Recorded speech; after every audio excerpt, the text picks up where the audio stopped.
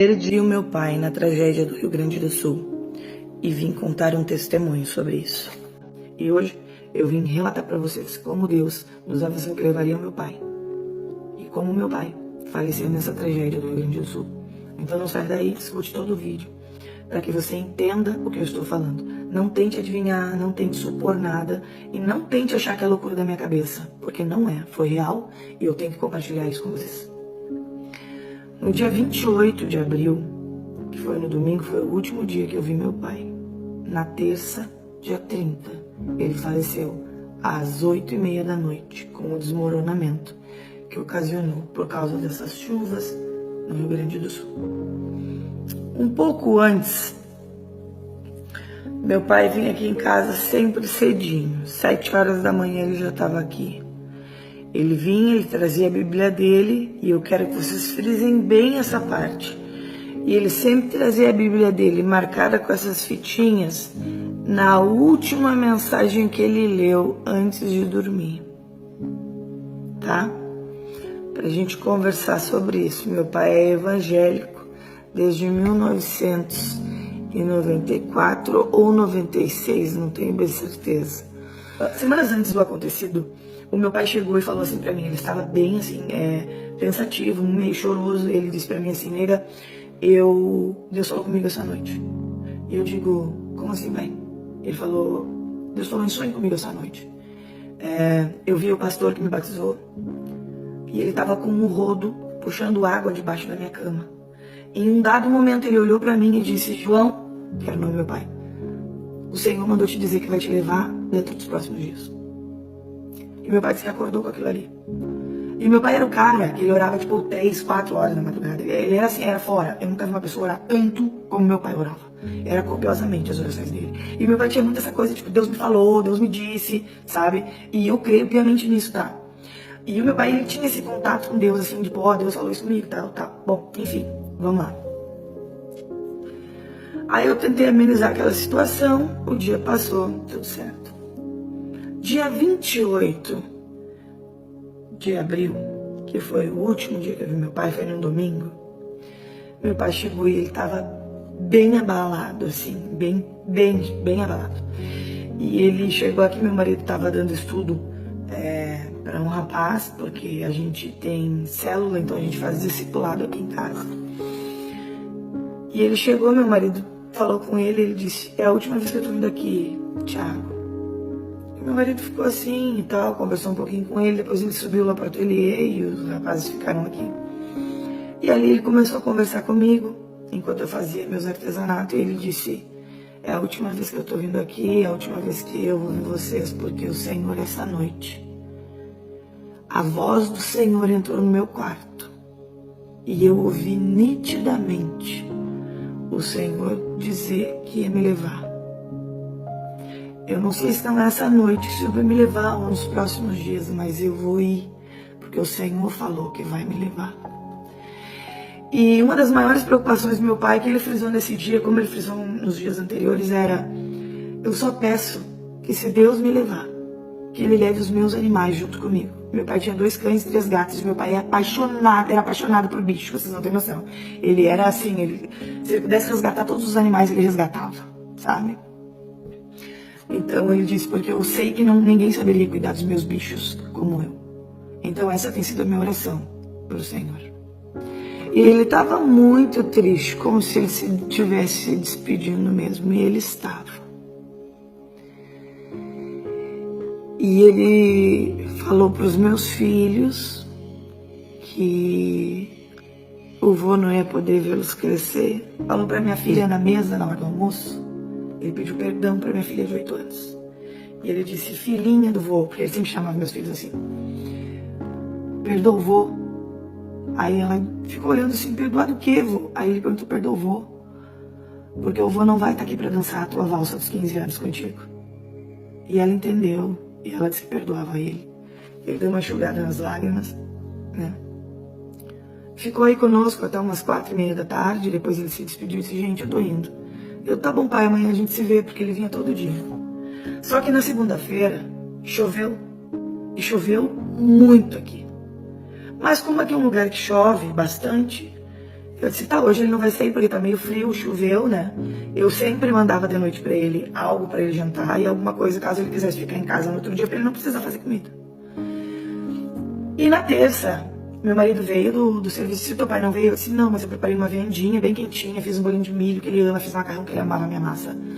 E eu disse, tu leva ele pra ele? E meu marido, sim, eu vou levar ali, já comprei uma vitamina pra ele, porque ele estava se sentindo meio fraco, vamos levar pra ele. Meu marido chegou lá, entregou pro pai, disse, amanhã, São João, que seria feriado na quarta-feira, eu venho lhe pegar perto das 9, porque o senhor não precisa acordar tão cedo, pro senhor ir passar com nós, tá? Tá bom, combinado tudo.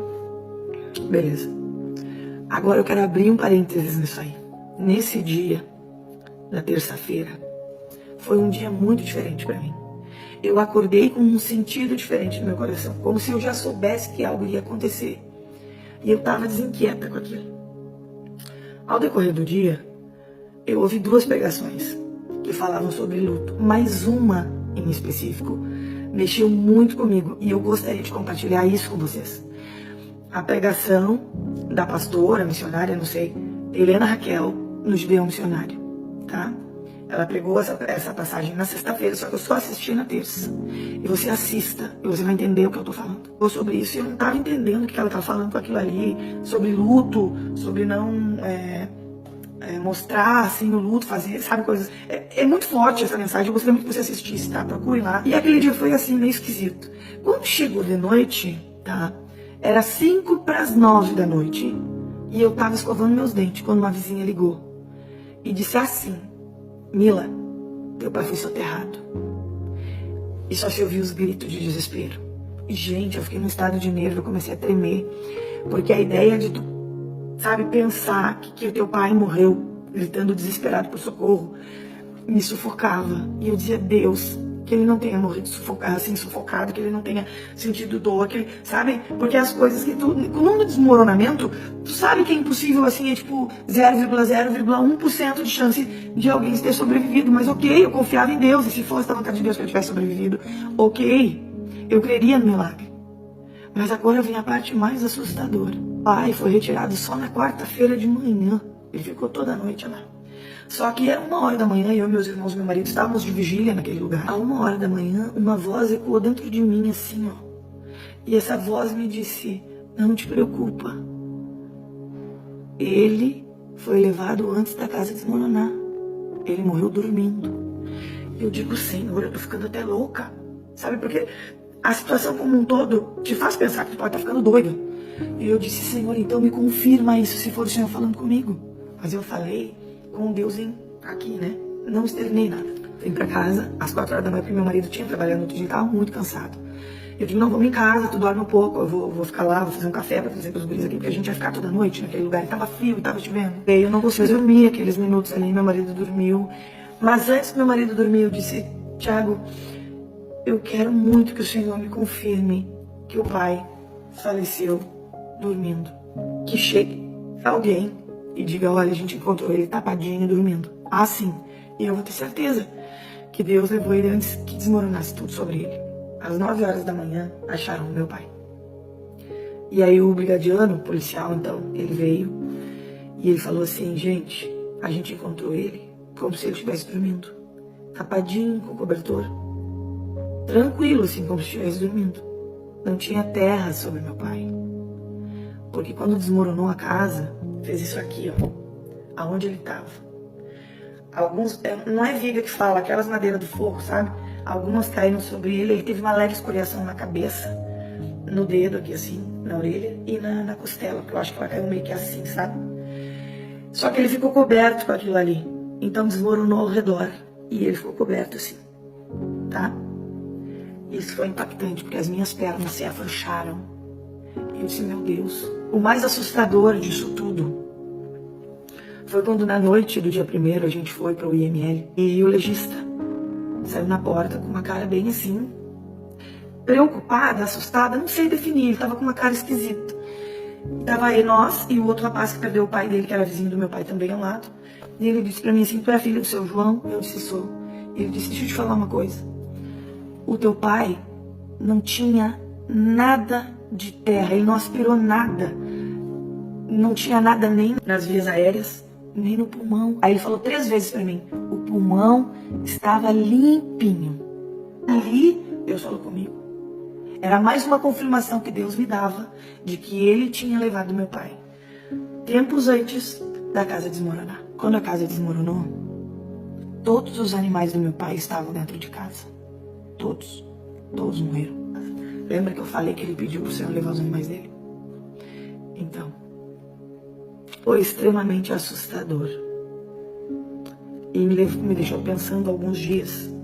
Pedi para os moradores dali que, se eles encontrassem a Bíblia do meu pai, que eles guardassem, porque para mim tinha um valor sentimental gigante, visto que todos os dias de manhã a gente meditava nela juntos. Eles acharam a Bíblia do meu pai e do jeito que eles acharam, eles deixaram. E a Bíblia do meu pai estava aberta. E agora vocês vão perguntar assim, como tu sabe que estava aberta neste capítulo e não foi tu que abriu? Porque toda noite, antes de dormir, lembra que eu falei? O meu pai marcava onde ele leu, para ele não perder. E assim ele fez. E eu vou mostrar a Bíblia para vocês agora. Ó, tem muito cuidado porque ela ainda está úmida. Eu tô secando ela ainda, mas ela ainda está úmida. Ó, tá vendo? Tá aqui a Bíblia, olha que estado que ela tá. Ó. Era uma Bíblia nova que ele comprou ao barro. Tá? E a passagem, Jeremias, ó. Tá? E é Jeremias 47. E eu vou ler para vocês o que diz em Jeremias 47. Assim diz o Senhor: eis que do norte se levantam as águas e se tornarão em torrente transbordante, inundarão a terra e a sua plenitude, a cidade e os seus habitantes. As pessoas gritarão por socorro e todos os moradores da terra se lamentarão. Diz o meu pai o que faria. E não permitiu que meu pai passasse pelo desespero, pela dor. Porque depois eu descobri que quem estava gritando por socorro era o vizinho, que graças a Deus foi resgatado com vida. Mesmo na morte, o Senhor, Ele se faz presente. E às vezes a gente não entende por que a gente passa por certas situações. Eu não entendi por que Deus levou meu pai no coração. 72 anos, mais lúcido, saudável. Um avô maravilhoso. Para mim sempre foi um pai fantástico. Apesar de todas as dificuldades que ele tinha, da época dele, ele me criou da melhor maneira. Hoje eu entendo que existe um propósito nisso tudo. E um dos propósitos é eu estar aqui hoje falando com você. O Senhor, Ele tem nos alertado que a vinda dele está muito próxima. E nós, talvez agarrados a coisas materiais, ocupados com a nossa vida cotidiana, com a nossa rotina, que muitas vezes nos afasta de Deus. Nós que muitas vezes esquecemos hoje de ler a palavra de Deus e trocamos por um celular para poder assistir vídeo, para poder ouvir uma música. Mas deixa eu te falar uma coisa, a volta de Cristo é real. E você que não conhece, que não entende, pode rir de mim, não tem problema. Eu sei o que eu vivi. E eu sei que a vinda de Jesus é real. E eu quero dizer para você, eu não sei a quantas pessoas esse vídeo vai chegar, mas eu quero te dizer, organiza o teu altar, arruma o que tem que ser arrumado, porque o Senhor está levando muito dos seus, e muitas pessoas estão perecendo. Se agarrem com Deus, porque dias difíceis estão chegando sobre nós, e se não for o Senhor conosco, nós não sobreviveremos. Se agarre com Deus, para que quando Ele vier te buscar, você esteja pronto. A gente não sabe, hoje a gente está aqui, amanhã a gente pode não acordar. E aí? O que você tem guardado para o Senhor? Pense nisso. Se agarre com Deus. Essa é a hora. E é esse o relato da morte do meu pai e o testemunho de como Deus avisou a nós que levaria. Que Deus te abençoe.